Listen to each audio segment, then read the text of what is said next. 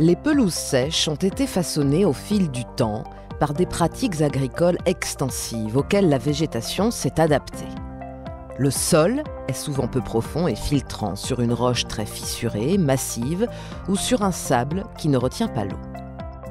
Le résultat est là. En plusieurs décennies s'est installé un cortège de plantes spécifiques, pas très hautes, peu denses et qui sèchent vite en été, souvent favorisées par un microclimat chaud et sec. Rien à voir avec les pelouses du jardin, du stade de foot ou du golf. Les pelouses naturelles sont un patrimoine, un bien commun. C'est un paysage aux 1000 senteurs, aux 1000 couleurs, un lieu de balade, de cueillette d'herbes aromatiques et même une coupure végétale peu sujette à l'incendie, un vrai enjeu social et économique. La biodiversité y est très élevée. Les pelouses hébergent près de 26% des plantes protégées en France. C'est aussi un paradis pour les pollinisateurs sauvages, dont dépendent près de 90% de nos plantes à fleurs. C'est une source précieuse pour la production de miel, et pour les troupeaux, c'est une ressource alimentaire qui fait toute la spécificité de la viande et des fromages. Alors, il faut en prendre soin, car les pelouses sèches sont orphelines de dispositifs de préservation et sont en train de disparaître, d'être morcelées ou envahies par les broussailles. Leur biodiversité s'appauvrit, elles perdent leur fonction. Agissons. En 2021, nous avons eu une explosion de gagés. Nous avons compté jusqu'à 999 fleurs. On est là sur des parcelles privées, des parcelles publiques. Donc il y a eu des conventions signées avec les propriétaires, et ce qui a permis l'intervention du conservatoire pour éviter l'envahissement par les prunelliers. Et au début, c'était 16, 20, 30 fleurs. On était content quand on est arrivé à 100. Donc aujourd'hui, on a l'impression que la pédagogie, la sensibilisation porte ses fruits. Puis je dirais que 20 ans plus tard, les problèmes environnementaux sont pris à bras-le-corps par tous, quelles que soient les idées politiques. Avec un environnement dégradé, on n'ira pas loin. Donc voilà, c'est ces petites actions qui font, je pense, des belles choses demain. La responsabilité des collectivités locales et même des citoyens propriétaires fonciers est forte. Chacun peut éviter que les pelouses sèches soient dégradées et qu'elles changent de vocation. Dans les documents d'urbanisme, l'identification des pelouses sèches de manière spécifique est indispensable et peut être accompagnée de prescriptions en faveur de leur protection. Ces actions vont surtout aider à limiter la fragmentation des pelouses sèches et conserver une trame favorable à la biodiversité. L'écosystème reste fonctionnel. Les pelouses sèches, c'est beau. Il y a des périodes, au printemps en particulier, où c'est magnifique, quand il y a les pulsatiles rouges. C'est aussi quelque chose de très caractéristique là, sur les pics basaltiques locaux.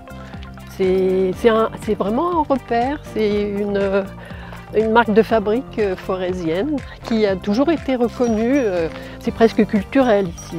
Il y en a beaucoup qui ont disparu du fait de l'activité humaine, de l'urbanisation, de tas de raisons. Et une pelouse sèche, c'est quelque chose de naturel, mais la nature a tendance à la faire évoluer. Il y a une espèce d'invasion progressive, si on laisse faire. Et c'est au détriment de toute la flore particulière qui la caractérise. Et ici, sur le site, c'est essentiellement par le pâturage qu'on l'entretient. Il y a des moutons, il y a même des chèvres aussi. Et ça fonctionne, ça aussi.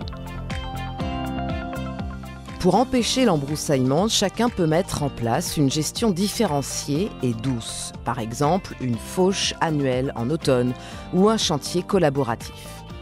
Pour aider les collectivités et les citoyens, des inventaires départementaux existent et les conservatoires d'espaces naturels proposent des solutions pour préserver vos pelouses en signant par exemple une obligation réelle environnementale ou en mettant en place un bail rural à clause environnementale avec un exploitant agricole. Vous deviendrez alors un excellent ambassadeur de la biodiversité, prêt à agir et à transmettre ce savoir-faire. Je m'appelle Denis Rebriand, je suis paysan sur la commune de Cholonges. Nous, on a des pelouses sèches plus dans la zone de plaine, dans la zone basse de l'exploitation. On manquait de foncier et ces terrains étaient plus ou moins abandonnés. Pour nous, c'est intéressant parce qu'on trouve de la ressource fourragère qui nous manquait au départ. Et là, maintenant, on est un peu plus à l'aise au niveau foncier, mais la situation de ces pelouses, plus bas en altitude, nous permet de faire pâturer les vaches plus longtemps à l'automne et plus précocement au printemps. Pour nous, c'est des parcelles qui sont vraiment très importantes sur le fonctionnement de l'exploitation. Ça économise du foin, ça évite du boulot à l'intérieur. Bon, il y a de la surveillance, hein, c'est pas à côté de l'exploitation. C'est vraiment très, très vertueux comme parcelle, quoi. Ces prairies ont une belle diversité de fleurs, puisque même certaines sont dans les MAEC prairies fleuries, où on a vraiment tout un panel de fleurs qui intéressent tout le monde et nous aussi, puisque ça fait une alimentation diversifiée pour les animaux. Et en plus, c'est joli et on contribue à la diversité du territoire. Et on s'aperçoit que nous, dans notre système d'exploitation, ces surfaces font partie intégrante de la SAU et nous permettent d'avoir autant de bêtes que nous avons.